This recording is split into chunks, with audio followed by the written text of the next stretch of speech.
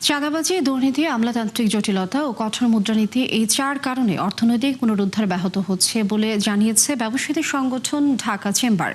ব্যবসা বান্ধব পরিবেশ তৈরিতে এসব বিষয় গুরুত্ব দিতে সরকারের প্রতি আহ্বান জানিয়েছেন সংগঠনের নেতারা। আলোচনায় এফবিসিসিআই প্রশাসক অতিরিক্ত সচিব আব্দুর রহিম খান দাবি করেন, চাঁদাবাজির সঙ্গে রাজনীতির কোনো সম্পর্ক নেই। আরও জানাচ্ছেন মিসবাহ হাসান। ব্যবসায়ীদের আস্থা গড়ে ওঠে আইনের শাসন ও স্থিতিশীল রাজনৈতিক পরিবেশের ওপর। তবে সাম্প্রতিক বছরগুলোতে নানা চ্যালেঞ্জে অর্থনৈতিক প্রবৃদ্ধির গতি কমেছে। কঠোর মুদ্রানীতি ও আইন শৃঙ্খলা সংক্রান্ত উদ্বেগ বেসরকারি খাতের সম্প্রসারণেও প্রভাব ফেলেছে। এমন প্রেক্ষাপটে সামষ্টিক অর্থনীতি স্থিতিশীলতার পাশাপাশি নিরাপদ ব্যবসা পরিবেশ নিশ্চিতে জোর দিচ্ছেন ব্যবসায়ী নেতারা।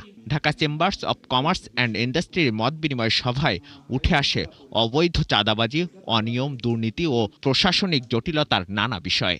এবার বোধহয় আমরা সামনের দিকে ভালো কিছু দেখব, ভালো চাঁদাবাজ মুক্ত এবং ল অ্যান্ড অর্ডার একটু ডেভেলপমেন্ট দেখব। অনেক ব্যবসায়ীর দাবি, নাজুক আইন শৃঙ্খলা পরিস্থিতির কারণে বেড়েছে চাঁদাবাজি, নষ্ট হচ্ছে ব্যবসায়ের পরিবেশ।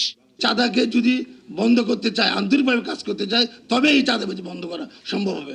এছাড়া শুধু পুলিশ আর আমরা ব্যবসায়ী ভাইরা মিলে এটা কখনো সম্ভব না। চাঁদাবাজির দৌরাত্ম্য যদি রাজনৈতিক প্রভাবের কারণে হয়, মন্ত্রীদের প্রশ্রয়ে হয়, এমপিদের প্রশ্রয়ে হয়, তাহলে কিন্তু কোনো সরকার বলবৎ থাকতে পারবে না। তবে ব্যবসায়ীদের শীর্ষ সংগঠন এফবিসিসিআই এর প্রশাসক দাবি করেন, চাঁদাবাজি কোনো রাজনৈতিক বিষয় নাই। এ সময় অন্তর্বর্তী সরকারকে অগণতান্ত্রিক বলে মন্তব্য করেন তিনি।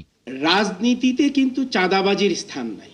যে 18 মাস তো গণতান্ত্রিক ব্যবস্থা ছিল না, তখন কি চাঁদাবাজি হয়নি? সুতরাং চাঁদাবাজি বা চাঁদাবাজদের আসলে রাজনৈতিক কোনো অবস্থান নাই।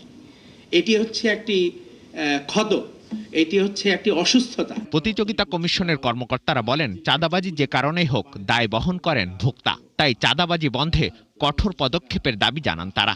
পুলিশ বাহিনী তার সেই কমিটমেন্টের বিষয়টাকে ধারণ করে এগুলিকে কঠোর হাতে এগুলি নিয়ন্ত্রণ করবেন এবং আগামী দিনগুলিতে এটি অনেকটাই কমে আসবে। ব্যবসার পরিবেশ উন্নয়নে স্বরাষ্ট্র বাণিজ্য মন্ত্রণালয় সহ সংশ্লিষ্ট সরকারি দপ্তরগুলোর সমন্বিত উদ্যোগ জরুরি বলে মত দেন আলোচকরা।